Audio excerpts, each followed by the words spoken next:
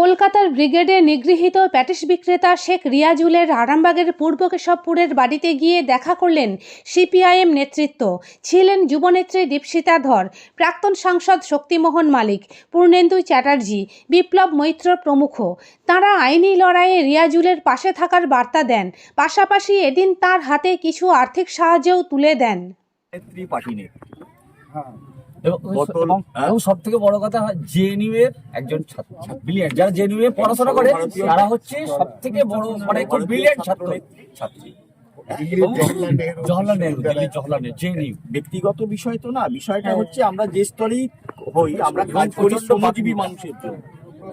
দীপশিতা তাদেরই একজন, দীপশিতা হচ্ছে তাদেরই একজন। এই যে শ্রমজীবী মানুষ আক্রান্ত হচ্ছে এই সময়ে, যেটা যাদের নিরাপত্তা ছিল বামফ্রন্টের সময় 34 বছর, আজকে সেই নিরাপত্তাটা নেই আমাদের রাজ্য। 92-এ বাবরি মসজিদ ধ্বংস হয়েছে, তখন আমাদের রাজ্য শান্ত অবস্থায় ছিল। 2002-এ গোধরা কাণ্ডের সময় আমাদের রাজ্য শান্তি বিরাজ করেছে। গুজরাটের লোক এসে আমাদের রাজ্যে আশ্রয় নিয়েছে। আজকে আমাদের রাজ্যটা দুর্বৃত্তদের বিচরণ ক্ষেত্র হয়ে যাচ্ছে, ফলে আক্রান্ত হচ্ছে গরিব শ্রমজীবী মানুষ। এই যে গরিব শ্রমজীবী মানুষ যখন আক্রান্ত হয়, কমিউনিস্টের দায়িত্ব তাদের পাশে এসে দাঁড়ানো। আমরা সেই দায়িত্বটাই পালন করতে এসেছি এবং আমাদের প্রতিনিধি হিসাবে আমাদের কমরেড দীপশিতা ধর এসেছেন এখানেতে। এই হচ্ছে দীপশিতার পরিচয়। বেকারিটা তো তালতলা এলাকায়, এই জায়গাটাতে, এইখানেতে আরামবাগের কেশবপুর বাতানলের অনেক ছেলে বেকারিতে কাজ করে এবং লাইনসম্যানের কাজ করে, ঘুরে বিক্রি করে। আপনি তাদেরই একজন।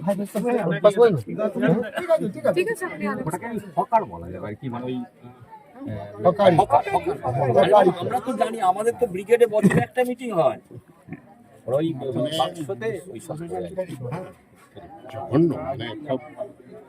মানে প্রথম আমাদের সামনে বিষয়টি নিয়ে এলো মোহাম্মদ সেলিম, আরামবাগের লোক। এবার আমি সুশান্ত মন্ডলকে জিজ্ঞেস করলাম যে আরামবাগের ছেলে বলছে ভালো করে খোঁজ লাগান, আপনিও লাগান, আমরাও লাগাই।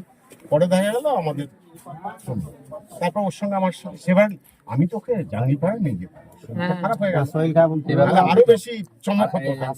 বলেছেন, আমি ওটা ফলো করি।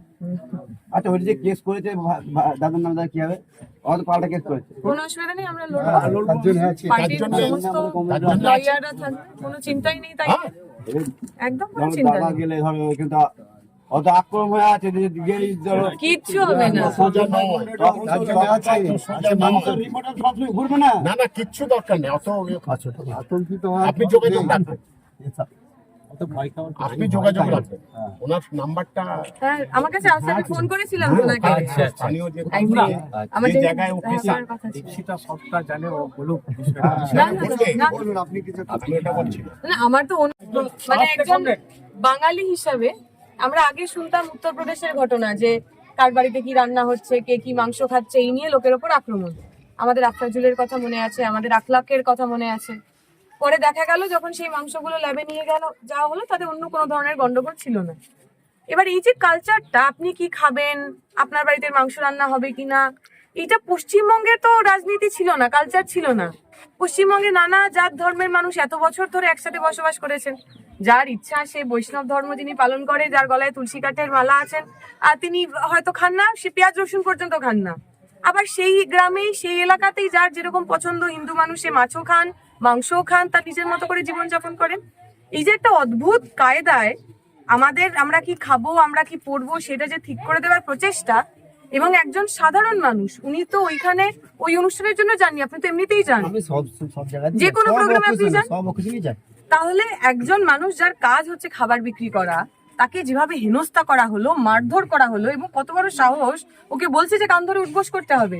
ওর যা জিনিসপত্র ছিল, ভিডিওতে দেখেছি, যা জিনিসপত্র ছিল সেগুলো সব ফেলে দিল, এবং ওকে যেভাবে মারধর করছে ক্যামেরার সামনে, টিভির সামনে। আমাদের যেটা মনে হলো যে টিভিতে, খবরের কাগজে সবাই দেখতে পাচ্ছে, তবুও পশ্চিমবঙ্গের সরকার, যারা বলছে তারা বিজেপির বিরুদ্ধে লড়তে চান, যারা বলছেন তারা বাংলার বুকে হিন্দু মুসলিম সম্প্রীতি নষ্ট করতে চান না, তারা তাদেরকে গ্রেফতার প্রথম দিকে করলেন না কেন? আমাদের মনে হয় যে যদি এটা আমরা চলতে দিই, তাহলে এই বাংলাটার আমাদের বাংলা থাকবে না। যে বাংলায় মানুষ একসাথে বসবাস করে, যে বাংলায় গরিব খেটে খাওয়া মানুষ তার মতো করে মাথা উঁচু করে কাজ করতে পারে, সেই বাংলাটাই বদলে যাবে। তাই এমন বহু লোকজন, যারা কেউ কেউ আবার আমাদের পার্টির সমর্থকও না, তারা চেয়েছিলেন যে ওনার কাছে আমরা যাই, যা কিছু আমরা সংগ্রহ করতে পেরেছি সেই অর্থ তুলে দিই। এবং একই সঙ্গে আমরা জানতে পেরেছি শ্যামল বাবু আপনাদের সঙ্গেই মানে প্যাটিস বিক্রি করতেন, তিনিও মার খেয়েছেন। তাহলে ব্যাপারটা হিন্দু মুসলিমের ব্যাপার না, যে কোনো গরিব মানুষ তাকে কখনো তুমি প্যাটিস বিক্রি করছো কেন, প্যাটিসে কি মাংস আছে এই বলে তাকে মারধর করা যায়? তাহলে হিন্দু মুসলিম সে যদি গরিব হয় এই রাজ্যে সে ভালো থাকতে পারবে না। তাই বহু মানুষ আমাদের টাকা দিয়েছেন, কিছু অর্থ দিয়েছেন। আমরা তো ক্ষমতায় নেই, সরকারে নেই, সরকারে থাকলে হয়তো আমরা আরো অনেক কিছু করতে পারতাম। আমরা আমাদের মতো করে সাধারণ মানুষ যেটুকু আমাদের সমর্থন করেছেন, সাহায্য করেছেন, তাদের পক্ষ থেকে, পার্টির নেতাদের পক্ষ থেকেই আমরা এটা তুলে দিতে চাই। ভালো হবে আপনি ঠিক আছে, অবশ্যই অবশ্যই ফিরে যাবেন। আপনি যাবেন তো? হ্যাঁ আমি যাবো তো, ব্যাস, যে সমস্যা আইনি লড়াইয়ে আমরা ওনার সঙ্গে রয়েছি। ওনার যে কোনো আইনি সহায়তায়, আইনি প্রয়োজনে ভারতের কমিউনিস্ট পার্টি মার্ক্সবাদী লাল ঝান্ডা ওনার সঙ্গে থাকবে। আমরা তো কারুর রাজ্যের জন্য রাস্তায় নামছি না। এই যে রিয়াজুলদা একটু আগে বললেন যে আমরা আসাতে ওনার মনের মধ্যে সাহস হয়েছে, শান্তি হয়েছে, উনি আবার কলকাতায় ফিরে যেতে চান। আমরা এই মানুষগুলোর জন্য রাজনীতি করি, খালি টাকা কামানোর জন্য, চেয়ারে বসার জন্য, এমএলএ এমপি হওয়ার জন্য রাজনীতি করি না। আমার যতটা মোটামুটি ভয় ছিল কেটেছে, প্লাস যা যত সম্মত হয়েছে দিয়েছে। আমি তো বলেছি যা দেবে তাই সম্মত নেবো। আমি আর বসে গেছি, আমি খেটে খাই, আমার 2 মুঠো রুজির জন্য আমি খেতে কলকাতা যাই, আবার যাবো আল্লাহ যাবাই, ফির সামনে থেকে যাবো আমি। না, আপনি কি আতঙ্কে ছিলেন? হ্যাঁ আদের ভয় ভাব ছিল, ভয়টা কেটেছে হ্যাঁ। মানে বামপন্থী নেতা আসতেই কাটলো। হ্যাঁ হ্যাঁ হ্যাঁ বলেছিল আসবো, আমি এই চাই শুনতে। হ্যাঁ সহযোগিতা করেছে, কেমন লাগছে? ভালো লাগছে আমাকে। আবার কাজে ফিরে যাবেন? হ্যাঁ কাজে ফিরে যাবো তো, আল্লাহ যা সামনে তো যাবো আমি শিওর। মন ফ্রি, সব ফ্রি। শীততাপ নিয়ন্ত্রিত অত্যাধুনিক রেস্টুরেন্ট ময়ূখ রেস্টুরেন্ট। এখানে পাবেন চাইনিজ, পোলাও, বিরিয়ানি, তন্দুরি সহ সমস্ত রকম খাবার। এছাড়াও কাস্টমারদের সুবিধার্থে হোম ডেলিভারির বিশেষ ব্যবস্থা রয়েছে। পাশাপাশি যে কোনো অনুষ্ঠানের জন্য ভাড়া দেওয়া হয়।